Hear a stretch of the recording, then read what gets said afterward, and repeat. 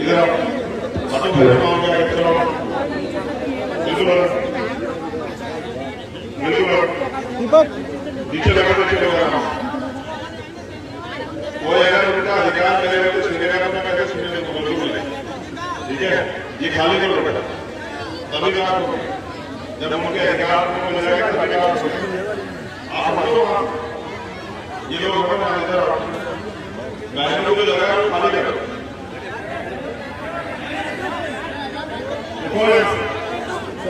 अभी तो बात हो गई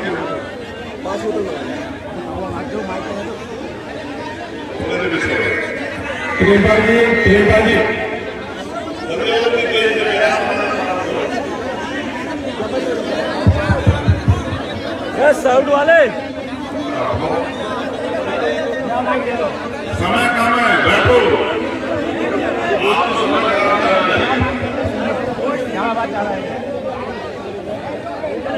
बंदे हेलो जय भीम। समय समय पर भारत के अंदर जन्मे सभी संतों गुरुओं महापुरुषों को नमन करते हुए आज फिरोजाबाद जिले के कोंडा विधानसभा का एक गांव, यहाँ की कमेटी, यहाँ उपस्थित भीम आर्मी आजाद समाज पार्टी के सभी सामाजिक पदाधिकारी साथी, इधर मेरे दाहिनी बाजू में बैठी हमारा मान सम्मान स्वाभिमान हमारी बहनें माएं चाची दादी, इधर बाई बाजू में हमारे नौजवान साथी और बुजुर्ग जिम्मेदार समाज साथी को मेरा जय भीम नमो बुद्धाय। आज सभी को बाबा साहब अम्बेडकर जी की 131वीं जयंती की हार्दिक बधाई। मुझे प्रदेश अध्यक्ष जी द्वारा जारी हुआ जानकारी में आया कि भाई कुंडला में प्रोग्राम में आपको बुलाया है। मैं आज आगरा आया था, तो मैंने इनसे कहा कि अगर उन्होंने याद किया बुलाया तो जरूर चलेंगे। तो इसी बहाने से इसी कारण से मैं यहाँ चला आया आपके बीच। लेकिन मैंने जो देखा पिछले आधे घंटे में वो बहुत ड्रामा, इन नौजवानों को मैं स्पेशली कह रहा हूँ, जिस समाज को बैठने में आधा घंटा लगेगा ना वो समाज याद करेगा, ये सपना अपने दिमाग से तो निकाल, जिसको कह के बिठाना पड़ रहा है वो कहा कितना स्कूल जाते हो ना, क्लास में जाते क्या कभी टीचर पढ़ाने से पहले आपको कहता कि बैठ जाओ। जब आपको यहाँ पे कॉलेज में आपको सिखाने आए, अगर आप उससे कुछ सीखना चाहते हैं बैठेंगे तो फिर कैसे काम होगा? आप ये भी सोचो, आप अपने मन से ये भी सोचो मैं क्या सिखा पाऊंगा आपको जब आप सीखना नहीं चाहो। भाई मैं यहाँ कुछ सिखाऊंगा, आपका ध्यान कहीं और होगा तो आप कैसे सीख जाओगे। उसके बाद ये भी सोचो कि अगर सीखने की बात है तो मुझसे पहले तो बड़े बड़े विद्वान आके समझा गए हैं, बाबा साहब अम्बेडकर आए हैं, तथागत गौतम बुद्ध आए हैं, सतगुरु रविदास आए हैं, गुरु नानक देव आए हैं, संत कबीर आए हैं, घासीदास जी आए हैं, फिर मान्यवर काशीराम साहब आए हैं, ज्योतिबा फूले साहब आए हैं, साहू जी महाराज आए हैं। तो भाई उनकी समझ के तो लोग समझदार नहीं बने तो मैं क्या समझ, तो मैं तो समझा ही करता हूँ जो हमें समझा के गए और हमारे समझ में आगे केवल आपको समझा सकता हूँ। तो जयंती की तो हार्दिक बधाई, लेकिन आपको ये नसीहत भी मेरी कि सिर्फ 14 अप्रैल या उसके आसपास 2-4 दिन जयंती मना के बाबा साहब का सपना कभी पूरा हो ही है। पहली बात तो बाबा साहब का सपना क्या है ये समझना पड़ेगा। दूसरी बात बाबा साहब का सपना क्या है उसको पूरा कैसे करना है इसको हमें अपनी नजर में दिमाग में हर समय रखना पड़ेगा। तीसरी बात वो सपना कितने लंबे समय में पूरा होगा उसका टारगेट हमें बना के उतनी मेहनत करनी पड़ेगी। तो अभी तो मैं पहले उसमें बहनों माताओं से बात करूं, आप लोग ठीक है? देखो मुझे इस बात का बड़ा दुख होता है कि हमारी बहनें माता नीचे बैठती जमीन पर, इनको भी बराबर का अधिकार मिले, इसके तो बाबा साहब अम्बेडकर ने प्रयास किया। तो पहली लाइन में तो बाबा साहब अम्बेडकर इस बात को गलत साबित कर देते हैं जब बाबा साहब अम्बेडकर ये कहते हैं कि किसी भी समाज की तरक्की मैं उस समाज में रहने वाली महिलाओं की तरक्की से मानता हूँ। तो जिस समाज की महिला बहन बेटियां वो जमीन पे बैठी हो, समाज के पुरुष तख्त में बैठे हो, मेरे लिए आपने इतना अच्छा सोफा लगाया हो, मेरे सर पर चांदी का मुकुट सजाया हो, तो सम्मान कहाँ है? आप बताओ। सम्मान तो यही, इसको अगर आपने धरती में धसा दिया तो फिर कहाँ सम्मान है? हमें, मैं वही तो कह रहा हूँ, बाबा साहब का मिशन क्या है ये समझना पड़ेगा। देखो, ये तुम दोनों भाई चुप हो जाओ, लड़ो मत। हमारे लोग, बाबा साहब ने कब कहा था नशा करना बताओ, लेकिन मैं लिख के देता हूँ कि यही मैं 10 से 20 लोग आपको दिखा दूंगा तो नशा करेंगे। बाबा साहब की बात करना आसान है, बाबा साहब के नाम पे धन कमाना बहुत आसान है, बाबा साहब के नाम पे बेवकूफ बनाना आसान है, लेकिन बाबा साहब के रास्ते पे चलना बड़ा कठिन है। इसलिए मैं अपनी जो नौजवान फोर्स है, मैं प्रदेश से कह रहा था, संजय भाई से भी कह रहा था, मैं ये बता रहा था कि मेरे पास एक ऐसी फौज है देश के अंदर जो किसी भी समय विद्रोह कर सकती है। लेकिन अच्छा सोचो, क्या बाबा साहब तलवारों से, बंदूकों से लड़के में रात दिला के गए? क्या उन्होंने कोई युद्ध लड़ा? क्या उन्होंने किसी का कत्ल किया? क्या वो सड़कों पे आके कहीं नारेबाजी करके हमें अधिकार दिला? उन्होंने तो हमें रास्ता दिखाया। जब हमारे लोग उस रास्ते पे चलने लगे और फिर ज्ञान के लिए, तो भाई मैं भी तुम्हें यही कहना चाहता हूँ, बाबा साहब ने नारे दिए, शिक्षित बनिए, संगठित बनिए, संघर्ष कीजिए। हम लोग शिक्षित बने हैं लेकिन संगठित नहीं है, क्योंकि हम अभाव में रहने वाले लोग हैं। मिलता तो कुछ था नहीं, अब थोड़ा बहुत मिला है, उसमें आपस में छीन रहे, उस तरफ नहीं देख रहे जहां हमारा हिस्सा छीन के रखा गया है। हम अपने घर में तो देख रहे हैं कि अच्छा मेरा भाई आगे बढ़ गया, मेरा हिस्सा ले गया, मेरा चाचा आगे बढ़ गया, मेरा हिस्सा ले गया, मेरी दादी आगे बढ़ गई, मेरी माँ आगे बढ़ गई, मेरा हिस्सा ले गई। जिन्होंने हमारा अधिकार छीना है उनकी तरफ देख नहीं रहे, क्योंकि हमें पता ही नहीं कि वहां हमारा है क्या। चलो उससे भी आगे बढ़ो।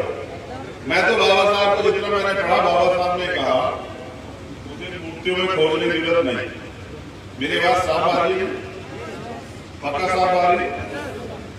बाबा साहब ने कहा मुझे मूर्तियों में खोजने की जरूरत नहीं, मैं किताबों में हूं।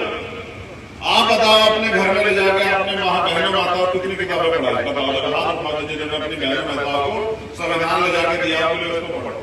बताओ कौन सा अन्याय है बाबा साहब? ऐसे बदल जाएगा समाज। अरे जब मेरी बहनों को, माओ को, मेरे बच्चियों को, मेरे मान को, मेरे सम्मान को ये नहीं पता होगा कि उनके अधिकार क्या है, तो लड़ाई कहां से लड़ी जाएगी? आप तो बाबा साहब का नाम लेते हो, महाअंधविश्वास, पाखंडवाद बड़े पैमाने पर घर में जन्म ले रहा है, तो फिर कैसे मिशन पूरा हो जाएगा?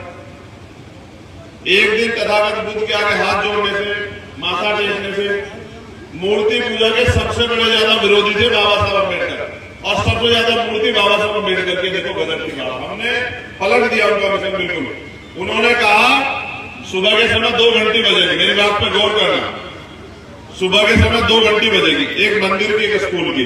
तुम्हारी मुक्ति के रास्ते स्कूल की घंटी से खुलेंगे। जब तुम स्कूल की तरफ जाओगे, पढ़ोगे, लिखोगे, समझदार बनोगे और समझदारी से तरक्की के रास्ते खोलोगे, तब तुम्हारी मुक्ति होगी। वरना आजादी से पहले हजारों साल और आजादी के बाद अब 60 साल से ज्यादा हो गए, 70 साल। बताओ आपको बिना मेहनत किए कुछ मिला है? जब बिना मेहनत किए कुछ मिला नहीं तो भाई फिर किसके भरोसे?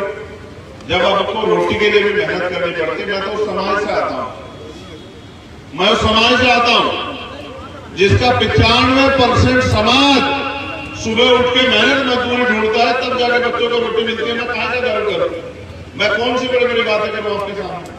मैं आपको हवाई जिंदगी से बाहर निकालना चाहता हूं। देखो, मांगने से भीख मिलती है और छीनने से अधिकार, और जो अधिकार छीन ले गए हो वो छीनने पड़ते हैं। आज तुम्हारे अधिकार इस देश में छीन ले गए हैं, और छीनने के लिए चाहिए शक्ति, ताकत, और ताकत है वोट में। आज के समय लोकतंत्र है ये।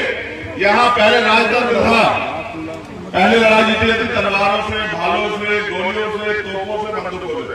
अब है ये लोकतंत्र, आपकी वोट आपकी संख्या तय करती है कि इस देश में राज कौन करेगा। अब आप ये बताओ आपका राज क्यों नहीं है? क्योंकि हम अपनी वोट का सही प्रयोग नहीं कर रहे।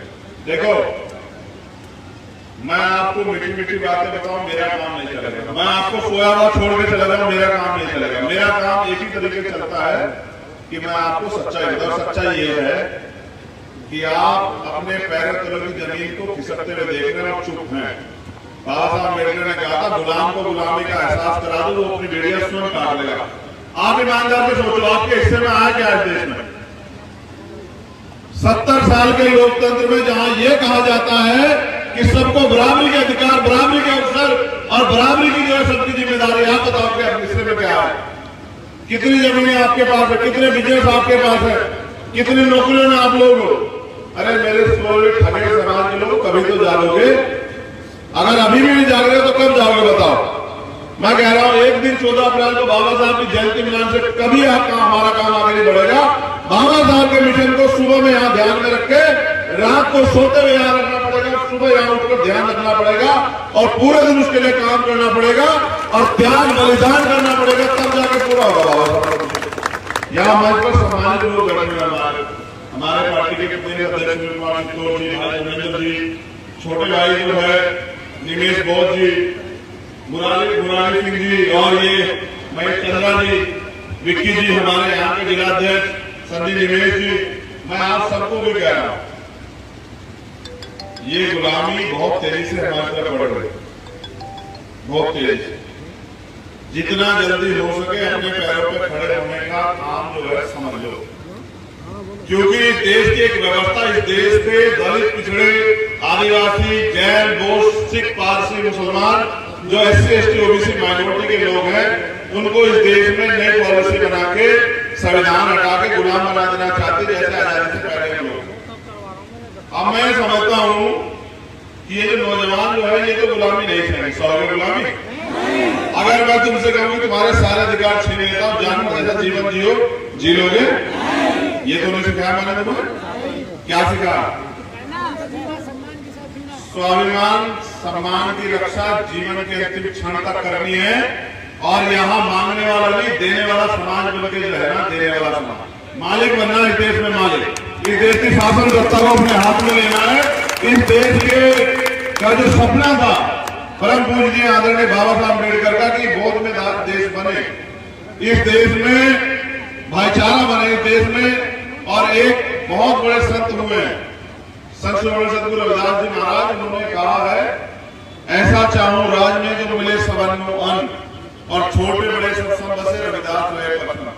जब तक इस देश से गैर बराबरी खत्म नहीं होती, जब तक इस देश में महिलाओं को 2 दर्जे की नागरिकता से बाहर निकाल के स्वाभिमान सम्मान की जिंदगी नहीं मिलती, जब तक कि हमें भी हमारी हिस्सेदारी नहीं मिलती, तब तक ये आंदोलन जारी रहेगा, मेरे जैसे चाहे 1000 लोग आ जाए। मैं तो तुमसे पूछना चाहता हूं, आप कितने दिन बाद जागने वाले? क्या आप अपने मन में सवाल करते हो कि हम बाबा साहब के आंदोलन को कितना समय दे रहे हैं? क्या हम बाबा साहब के आंदोलन कितना आगे बढ़ा रहे हैं? भाई पढ़ लिख तो आप इसलिए रहे कि रोजगार मिल जाए, लेकिन पढ़ लिख के क्या अपना समाज के लिए लगा रहे? अगर आप नहीं लगा रहे तो आप धोखा कर रहे हो। मैं, मेरी बहनें वहां बैठी, देखो मैंने जो सीखा है वही